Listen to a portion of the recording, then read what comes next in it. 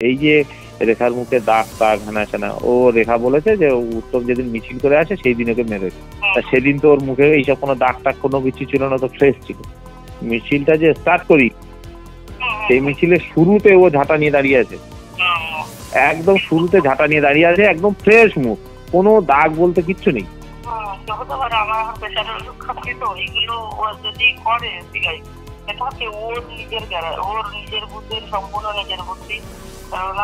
না যদি এগুলো করে, যদি আবার বলে ও ফলস কেস করেছে, এরকম ধরনের কোনো কিছু ঘটেনি, প্রমাণ করাতে পারবে না জীবনে, যদি মাইক্রোফোন ধরে বলে বা মিডিয়াতে বলে, তখন তো রাজ্য পুলিশ বা সিআইডি তে উঠে পড়ে লাগবে।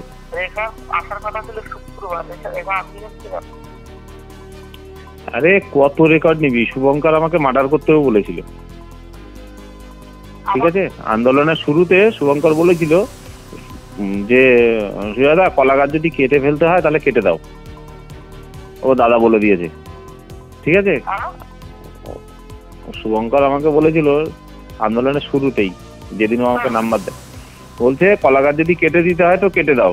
আজকে একটা অডিও ক্লিপস দেখতে পেলাম যেখানে শুভঙ্কর, সুজয় মাস্টার এবং যে মাম্পির অ্যারেস্ট হয়েছিল সেই মাম্পির সঙ্গে কথা বলছে এবং তাতে বলছে এখানে দরকার হলো খুনও করতে হবে। সন্দেশখালী বিজেপি রাজনৈতিক জমি দখলের জন্য কতটা নিজ ষড়যন্ত্রে লিপ্ত হতে পারে এই অডিও ক্লিপ প্রমাণ করছে।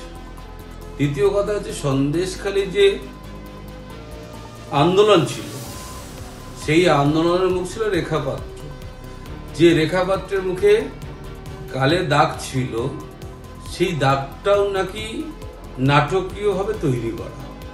তাহলে এখানে যে আন্দোলন হয়েছিল নারী নির্যাতন ছিল না, এই অডিও ক্লিপে প্রমাণ হচ্ছে। আমার প্রশ্ন হচ্ছে কে দাদা? এই দাদাকে প্রকাশ্যে নিয়ে আসা হোক, আইনি মারফত পুলিশকে দাবি করব যে শুভঙ্কর যে বলছে দাদার নির্দেশ ওখানে কলা গাছের মতো কেটে ফেলতে হবে, তাহলে সেই দাদাকে সামনে আনা হোক।